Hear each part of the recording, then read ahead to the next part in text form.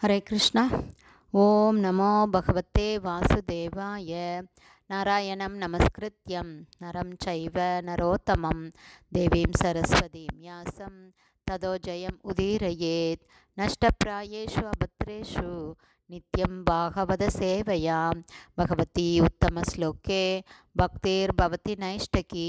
முகம் கரோதி வாச்சாலம் பங்கும் லங்காய தே கிரிம் யத்கிருபா தமகம் வந்தே ஸ்ரீகுரும் தேனதாரிணம் பரமானந்த மாதவம் ஸ்ரீ சைத்தன்ய ஈஸ்வரம்.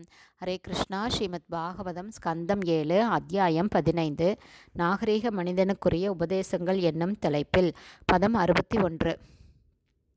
ஸ்யாத் சாத்ருஷ்ய பிரமஸ்தாவத் விகல்பே சதி வஸ்துன ஜாக்ரத் ஸ்வாபௌ யதா ஸ்வப்னே ததா விதி நிஷேததா. Purport by Srila Prabhupada. ஜெய் ஷீல பிரபுபாத். ஹரே கிருஷ்ணா. போன ஆடியோவில் இதோட டிரான்ஸ்லேஷன் பார்த்துருக்கோம்.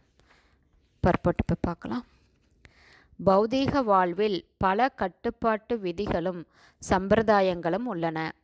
பௌதீக வாழ்வு நிலையற்றது அல்லது பொய்யானது என்றால் அதற்கு ஒப்பான ஆன்மீக உலகமும் பொய்யானதே என்பது இதன் பொருள் அல்ல.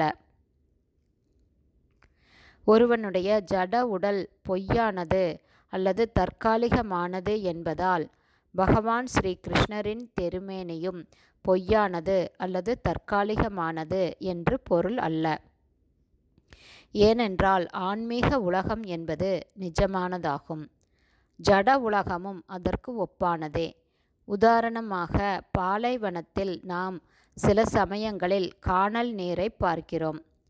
அந்த கானல் நீர் பொய்யானது என்றாலும் உண்மையில் நீரே இல்லை என்பது அதன் அர்த்தமல்ல. தண்ணீர் என்பது இருக்கிறது, ஆனால் அது பாலைவனத்தில் இல்லை. அதுபோலவே இந்த ஜட உலகில் எதுவுமே உண்மை அல்ல. ஆனால் உண்மை நிலை ஆன்மீக உலகில்தான் இருக்கிறது. பகவானுடைய ரூபமும் வைகுண்ட லோகங்களில் உள்ள அவருடைய வசிப்பிடமான கோலோக பிருந்தாவனமும் நித்தியமான உண்மைகளாகும். ஸ்ரீமத் பகவத்கீதையிலிருந்து மற்றொரு உண்மையான இயற்கை பிரகிருதி இருப்பதை நாம் அறிகிறோம். இது பகவான் ஸ்ரீ கிருஷ்ணராலேயே ஸ்ரீமத் பகவத்கீதையில் 8ஆம் அத்தியாயம் 19, 20, 21வது ஸ்லோகங்களில் விவரித்து கூறப்படுகிறது. பதம் 19. பூதக்ராமஹச ஏவாயம் பூத்வா பூத்வா பிரலீயதே ராத்ரியாகமே அவச்சக பார்த்த பிரபவதியகராகமே. பதம் 20. பரஸ்தஸ்மாஸ்து பாவோன்யோ அவ்யக்தோ வியக்தாத் சனாதனக யஹ ச சர்வேஷு பூதேஷு நத்யத்சு ந வினஷ்யதி. பதம் 21. அவ்யக்தோ அக்ஷர இதி உக்தஸ் தம் ஆஹு பரமாம் கதிம் யம் பிராப்ய ந நிவர்த்தந்தே தத்தாம பரமம் மம. இதன் பொருள், மீண்டும் மீண்டும் பிரம்மாவின் பகல் வருகிறது. அப்போது அனைத்து ஜீவராசிகளும் உற்சாகமடைகின்றன. பார்த்தனே, பிறகு மீண்டும் இரவு வந்ததும் அந்த ஜீவன்கள் நிராதரவான முறையில் ஒடுக்கப்பட்டு விடுகின்றன. இருந்தாலும் தோன்றி மறையும் இந்த ஜடத்திற்கு மேலானதும் நித்தியமானதுமான மற்றொரு இயற்கை உண்டு. மேலான அந்த இயற்கை அழிக்கப்படுவதே இல்லை. இந்த உலகங்கள் எல்லாம் அழிக்கப்படும் பொழுது கூட அந்த மேலான இயற்கை அழியாமல் அப்படியே இருக்கிறது. இந்த பரலோகமே தோற்றமற்றது என்றும் அழிவற்றது என்றும் அழைக்கப்படுகிறது. அப்படிப்பட்ட உயர்ந்த ஆன்மீக லோகத்திற்கு செல்பவன் திரும்பி வருவதே இல்லை.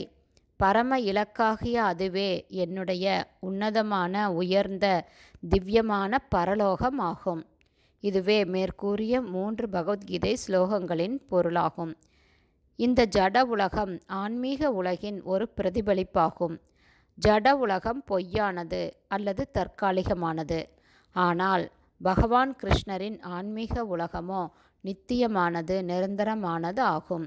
ஹரே கிருஷ்ணா. ஸ்ரீமத் பாகவதம் ஸ்கந்தம் 7 அத்தியாயம் 15 நாகரிக மனிதருக்குரிய உபதேசங்கள் என்னும் தலைப்பில் பதம் 61 ஸ்ரீல பக்திவேதாந்த சுவாமி பிரபுபாதாவின் விளக்க உரை இத்துடன் நிறைவடைந்தது. ஹரே கிருஷ்ணா. ஸ்ரீல குருதேவுக்கு ஜெய். பிரபுபாதுக்கு ஜெய்.